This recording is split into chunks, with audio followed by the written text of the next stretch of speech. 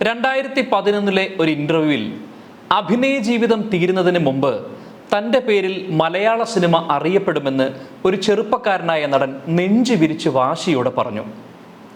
13 വർഷങ്ങൾക്ക് ശേഷം അതേ നടൻ പറയുന്നു, ഇന്ന് എനിക്കൊരൊറ്റ കോളിൽ ഇന്ത്യ മുഴുവൻ ഒരു മലയാള ചിത്രം എത്തിക്കാമെന്ന്. Would you have imagined 5 years ago that a Malayalam film would be distributed by Red Giant in Tamil Nadu, Maitri in Andhra Telangana, Hombale in Kannada, and Anil Tadani in the north? It took me one phone call. ഇത് അയാളുടെ നിശ്ചയദാർഢ്യത്തിൻ്റെ മാത്രം വിജയമല്ല, Indian സിനിമയുടെ സൂക്ഷ്മ ചലനങ്ങൾ പോലും അറിഞ്ഞു പ്രവർത്തിക്കുന്ന ഒരു ക്രാന്തദർശിയുടെ വിജയം കൂടിയാണിത്. നാടൻ ഭാഷയിൽ പറഞ്ഞാൽ അട്ടയുടെ കണ്ണ് കണ്ടവനാണ് പൃഥ്വിരാജ്. പൂമത്ത വിരിച്ചല്ല ആ നടൻ്റെ വരവിനെ മലയാള സിനിമ സ്വീകരിച്ചത്. കൂവലിനും കല്ലേറിനുമിടയിലൂടെ കല്ലും മുള്ളും നിറഞ്ഞ വഴികളിലൂടെ നിണം വാർന്ന കാലുമായി പൃഥ്വി നടന്നു കയറി. ഇന്ന് മലയാളത്തിൽ മാത്രമല്ല, ഏതൊരു ഭാഷയിലും അയാൾക്ക് ചുവന്ന പരവതാനി ലഭ്യമാണ്. ഒറ്റ ചിത്രത്തിലൂടെ ഓടുപൊളിച്ചു കയറി സ്ഥാപിച്ചെടുത്ത സൗഹൃദങ്ങളോ ബന്ധങ്ങളോ അല്ല അവയൊന്നും. പടിപടിയായുള്ള ശ്രമങ്ങളുടെ ഫലമാണ് ഇന്നത്തെ പൃഥ്വി. മൊഴി എന്ന തമിഴ് ചിത്രത്തിലൂടെയാണ് തമിഴിൽ പൃഥ്വി ശ്രദ്ധിക്കപ്പെട്ടത്. അതിനുശേഷം ഇതിഹാസ സംവിധായകൻ മണിരത്നത്തിൻ്റെ രാവണനിൽ ഐശ്വര്യ റായിയുടെ ഭർത്താവായുള്ള നായക തുല്യമായ കഥാപാത്രം പൃഥ്വി അവതരിപ്പിച്ചു. ചുരുങ്ങിയ കാലയളവിൽ പൃഥ്വി തമിഴിൽ നേടിയെടുത്ത സ്വാധീനത്തിൻ്റെ ഉദാഹരണമാണ് രാവണനിലെ കഥാപാത്രം. അതോടൊപ്പം ഒന്നാം നിര സംവിധായകരുടെ ശ്രദ്ധയിൽ പൃഥ്വി ചിരപ്രതിഷ്ഠ നേടുകയും ചെയ്തു. 2014 പുറത്തിറങ്ങിയ കാവ്യത്തലൈവൻ അഭിനയത്തിൽ മറ്റൊരു പൃഥ്വിരാജിനെ തമിഴ് സിനിമയ്ക്ക് പരിചയപ്പെടുത്തി. ഇവയുടെ ഇടയിലൂടെയെല്ലാം ഹിന്ദി സിനിമയിലും പൃഥ്വിരാജ് തൻ്റെ സാന്നിധ്യം അറിയിച്ചു. ഇന്ത്യൻ സിനിമാ ചരിത്രത്തിൽ തന്നെ ഒരു നടൻ എടുത്തിരിക്കുന്നതിൽ വെച്ച് ഏറ്റവും വലിയ വെല്ലുവിളിയാണ് ആടുജീവിതത്തിൽ പൃഥ്വി ഏറ്റെടുത്തിരിക്കുന്നത്. ചിത്രം അതിൻ്റെ ലക്ഷ്യസ്ഥാനത്തെത്തിയാൽ പൃഥ്വിരാജ് എന്ന പേര് ഇന്ന് കാണുന്നതിലും ഇരട്ടിയായി ചർച്ച ചെയ്യപ്പെടും. ചിത്രത്തിൻ്റെ ട്രെയിലറിൽ നിന്ന് ഓസ്കാർ പോലും ആടുജീവിതത്തിന് ബാലികേറാമലയല്ലെന്ന് വേണം അനുമാനിക്കാൻ. ഇതിൻ്റെ എല്ലാം ആത്യന്തിക ഗുണം മലയാള സിനിമയ്ക്ക് തന്നെയാണ് ലഭ്യമാകാൻ പോകുന്നത്. ഒരു നടൻ്റെ ഏറ്റവും വലിയ ഇൻവെസ്റ്റ്മെൻ്റ് എന്ന് പറയാവുന്നത് അവൻ്റെ സമയവും ശരീരവുമാണ്.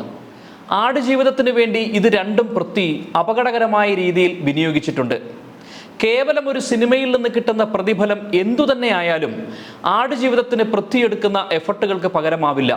ലൂസിഫറാണ് മലയാളത്തിന് പുതിയ വാണിജ്യ സാധ്യതകൾ തുറന്നിട്ട സിനിമ. 200 കോടി ക്ലബിൽ കയറിയ ആദ്യ മലയാള സിനിമയും ലൂസിഫറാണ്. ലൂസിഫറിൻ്റെ രണ്ടാം ഭാഗമായ എമ്പുരാൻ വരുമ്പോഴും മലയാള സിനിമയ്ക്ക് ചിന്തിക്കാൻ പറ്റാത്ത ബഡ്ജറ്റിലാണ് ചിത്രം ഒരുങ്ങുന്നത്. ലൈക്ക പ്രൊഡക്ഷൻസ് നിർമ്മാണ പങ്കാളിയാകുമ്പോൾ 22 വിദേശ രാജ്യങ്ങളിലായി ചിത്രത്തിൻ്റെ ലൊക്കേഷനുകൾ പരന്നു കിടക്കുന്നു. ഇതിങ്ങനെ തന്നെ നടത്തിയെടുക്കുന്നതിൽ പൃഥ്വിരാജിൻ്റെ പങ്ക് വളരെ വലുതാണ്. കുറച്ചുകൂടി വ്യക്തമായി പറഞ്ഞാൽ പരീക്ഷണങ്ങളെക്കാൾ പൃഥ്വി ഊന്നൽ കൊടുക്കുന്നത് നിരീക്ഷണങ്ങൾക്കാണ്. സിനിമയിലെ ഓരോ സാധ്യതകളെയും നിരീക്ഷിച്ച് അയാൾ ഉപയോഗപ്പെടുത്തുന്നു. നടൻ എന്ന നിലയിൽ അത്തരമൊരു സാധ്യതയെ ഉപയോഗപ്പെടുത്തിയതാണ് സലാറിലെ വരദരാജ മന്നാർ എന്ന കഥാപാത്രം. ദക്ഷിണേന്ത്യ മുഴുവൻ അറിയുന്ന മുഖമാകാൻ ഇതിലൂടെ പൃഥ്വിക്ക് സാധിച്ചു.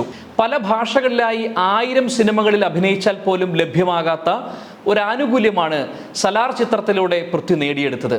കൂടാതെ എണ്ണം പറഞ്ഞ ഹിന്ദി സിനിമകളും പൃഥ്വിയുടേതായി വരാനിരിക്കുന്നതേയുള്ളൂ. ഇതിലൂടെയെല്ലാം പ്രഭാസിൻ്റെയും അക്ഷയ് കുമാറിൻ്റെയും തോളത്ത് കൈയിടുക മാത്രമല്ല, അവരുടെ ശ്രദ്ധ മലയാള സിനിമയിലേക്ക് കൊണ്ടുവരാനും പൃഥ്വിക്ക് കഴിഞ്ഞു. സാധാരണ മലയാളി പ്രേക്ഷകന് പരിചിതമല്ലാത്ത സിനിമകൾ മലയാളത്തിൽ വിതരണത്തിനെത്തിക്കുന്നത് അർത്ഥശൂന്യമായ ഒരു പ്രവൃത്തിയായി തോന്നാം. പക്ഷേ അത് ചൂണ്ട നീട്ടിയെറിയുന്ന ഒരു മീൻപിടുത്തക്കാരൻ്റെ കൗശലം നിറഞ്ഞ വിദ്യയാണ്. ആടുജീവിതത്തിൻ്റെ അന്യഭാഷാ വിതരണ കമ്പനികളുടെ പേരുകൾ കേൾക്കുമ്പോൾ പൃഥ്വിരാജ് ഒരു സിനിമാ സാമ്പത്തിക ശാസ്ത്രജ്ഞനാണെന്ന് വെളിപ്പെടുത്തുന്നു. കലയും സംഘാടനവും ദീർഘവീക്ഷണവും തുടങ്ങി എല്ലാം തികഞ്ഞ ഒരു സിനിമാ മനുഷ്യ സൃഷ്ടിയാണ് പൃഥ്വിരാജ്.